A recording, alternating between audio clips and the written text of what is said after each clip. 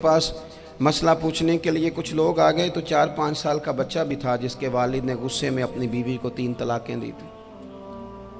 तो छोटा सा बच्चा, कपड़े भी फटे पुराने, और हालत बता रही थी कि गरीबी है।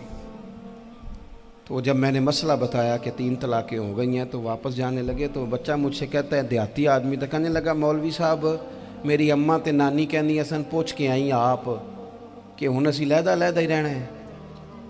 तो उस बच्चे की नौनिहाल की वो कैफियत देखी तो मैं रो पड़ा।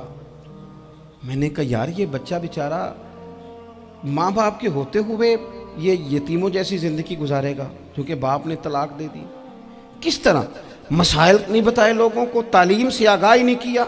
और इसमें बहुत बड़ा जुल्म है उन लोगों का भी जो जनाजे पे खड़े होके तो कह देते हैं, मेरी तरह के लोग, अच्छे उलमा की बात नहीं करता, वो कह देते हैं देखो जिन लोगों को जनाजा नहीं आता, भैया आपने किस दिन इशा के बाद क्लास लगाई थी जनाजा सिखाने की? ये तो आपने कह दिया लोगों को कुरान जी ठीक नहीं आता। तो यहाँ तो बेचारी बीबियाँ जिनको सही पढ़ना नहीं आता वो मिशन बना लेती हैं कि मैंने इतने 100 को कुरान पाक पढ़ाना है, बेवा हो गई हूँ, तलाक याफ्ता हो गई हूँ, सारी ज़िंदगी कुरान पढ़ाऊँगी। हम क्यों ये मिशन नहीं बनाते, क्यों इस तरफ सफ़र नहीं करते?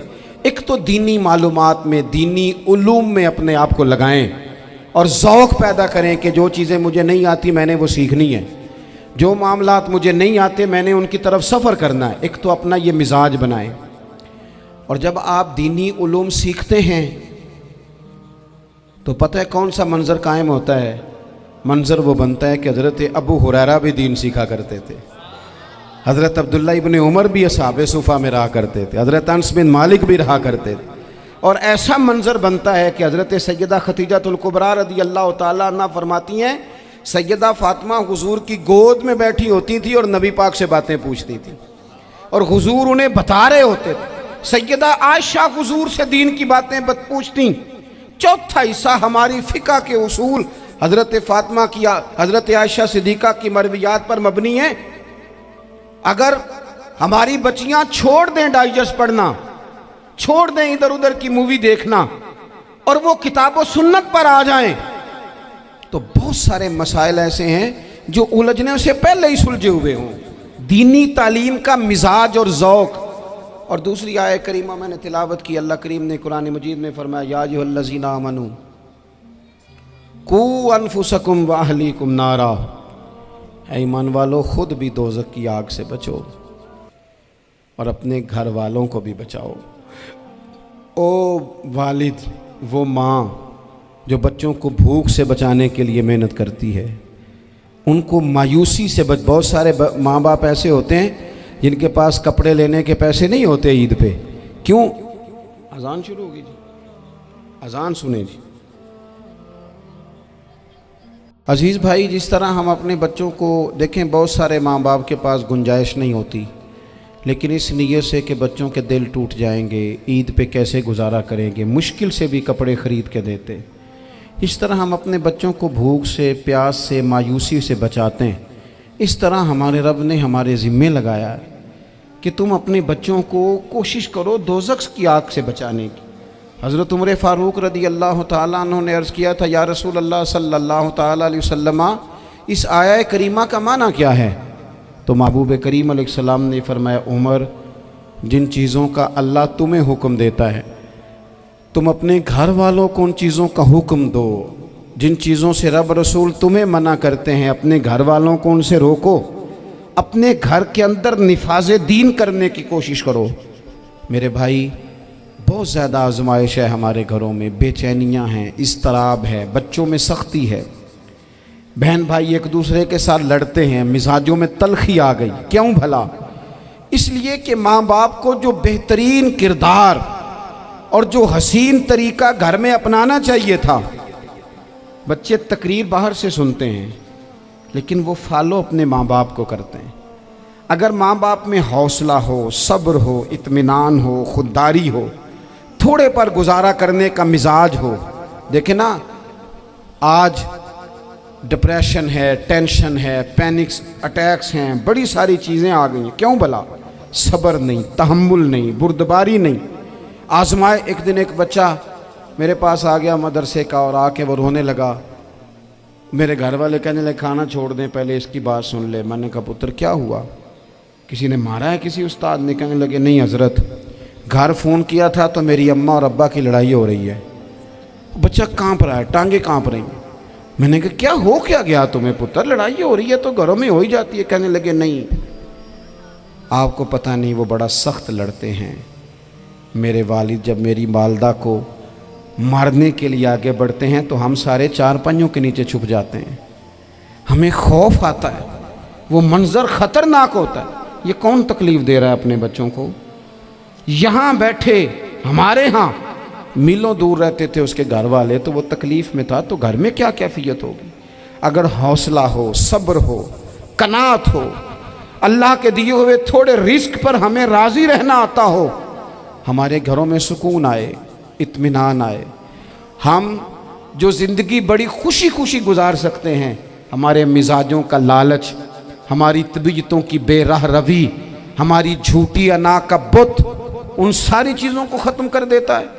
اپنی زندگی کے اندر اگر ہم وہ کردار اپنے بچوں کو دیں جس کردار میں موبائل بھی ہو, جس میں گاڑی بھی ہو, جس میں پیسے بھی لا کے ابا دراز میں رکھتا ہو, لیکن والد کا گھر میں مصلی بھی موجود ہو, اس کی کوئی تسبیح بھی ہو, وہ یہ بھی کہتا ہو کہ خدا نے اپنے فضل سے آج 5,000 دیا ہے تو اس میں 1,000 غریبوں کا بھی ہے, اس میں تھوڑا سا میں نے اللہ کی رضا کے لیے بھی رکھا ہے. اگر کوئی مشکل آ جائے تو وہ باپ اور ماں کو صبر کرتا ہوا دیکھتے ہوں. اگر ایک باپ بات کرے تو دوسرا برداشت کرتا ہو. خدا را اپنی اولادوں کو اس اذیت کا شکار نہ کرو. اپنے گھروں کے اندر وہ خودداری, وہ پیار, وہ وقار, وہ محبت, وہ انداز. آپ تھکے ہوئے ہیں کوئی شک نہیں, آپ بہت سارے مسائل کا باہر شکار ہوں گے کوئی شک نہیں, لیکن آپ باہر سے تھک کے آئے ہیں. اور اگر آپ باہر اپنی فیکٹری کے مالک ہیں اور دفتر کے بڑے ہیں تو گھر میں بھی تو آپ بڑے ہیں نا. آپ کی ماں بھی تو انتظار کر رہی ہے, اس نے بھی تو دکھڑا سنانا ہے نا آپ کو. آپ یہ دیکھیے کہ آپ کے بچے بھی تو انتظار کر رہے ہیں, وہ چاہتے ہیں کہ ابا آ کے بیٹھیں تو ہم ان کے سینے پہ چڑھ کے تھوڑا کھیلیں.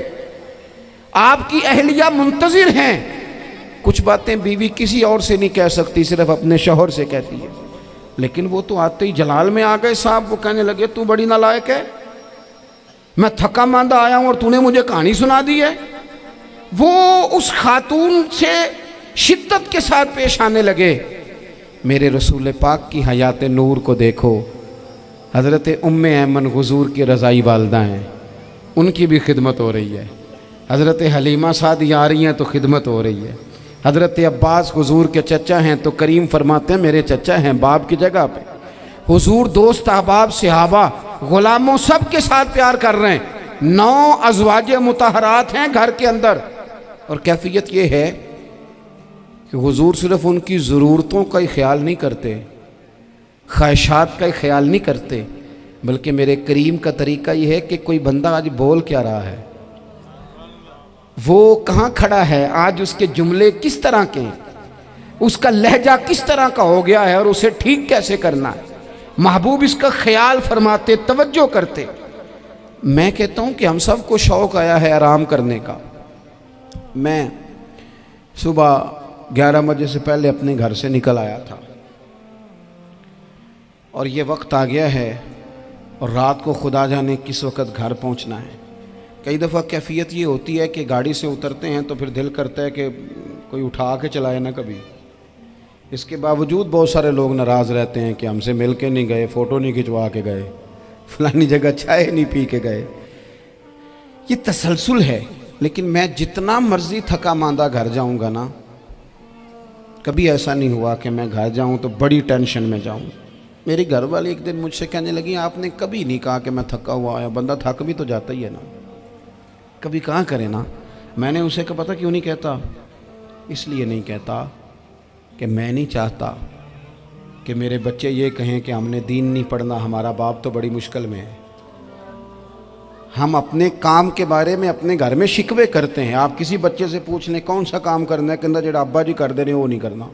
کیوں کہ ابا جی ہر روز تو کہتے ہیں میں بڑا الجھ گیا ہوں, یہ کام بڑا مشکل ہے. میں چاہتا ہوں کہ میں اپنے بچوں کو یہ بتاؤں کہ پتر میں تو جدھر جاتا ہوں پھول ہی پھول ہیں. میں تو جدھر سے گزرتا ہوں محبت ہی محبت ہے، میں تو جدھر سے دیکھتا ہوں دعائیں ہی ملتی ہیں، تاکہ ان کا شوق پیدا ہو۔ میرے عزیز، آپ تھوڑا سا دل بڑا کریں۔ اگر آپ ایک کی وجہ سے پورا گھر سکون میں آ جاتا ہے تو آپ دل بڑا کیوں نہیں کرتے؟ جگہ ڈھونڈتے ہیں بس مجھے کوئی تنگ نہ کرے، کوئی میری باپ ماں بدولت کو کوئی پریشان نہ کرے۔ بخاری شریف سنیے، حضرت عائشہ صدیقہ رضی اللہ تعالیٰ عنہ بیٹھی ہیں، حضور فرمانے لگے عائشہ آج ایک بات نہ بتاؤں تمہیں؟ یا رسول اللہ بتائیے۔ حضور فرمانے لگے جب تم مجھ سے ناراض ہوتی ہو تب بھی مجھے پتہ چل جاتا ہے، اور جب راضی ہوتی ہو پھر بھی پتہ چل جاتا ہے۔ تو حضرت سیدہ عائشہ صدیقہ بات سن کے بڑی خوش ہوئیں، یا رسول اللہ وہ کیسے؟ حضور فرمانے لگے کبھی کبھی تم قسم اٹھاتی ہو۔ یا رسول اللہ ہاں۔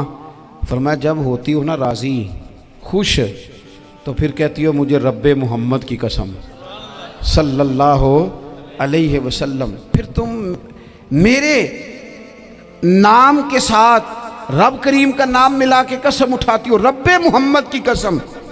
یا رسول اللہ بالکل ایسے ہی ہے۔ اور فرمایا جب تمہارے دل میں کوئی بات ہوتی ہے نا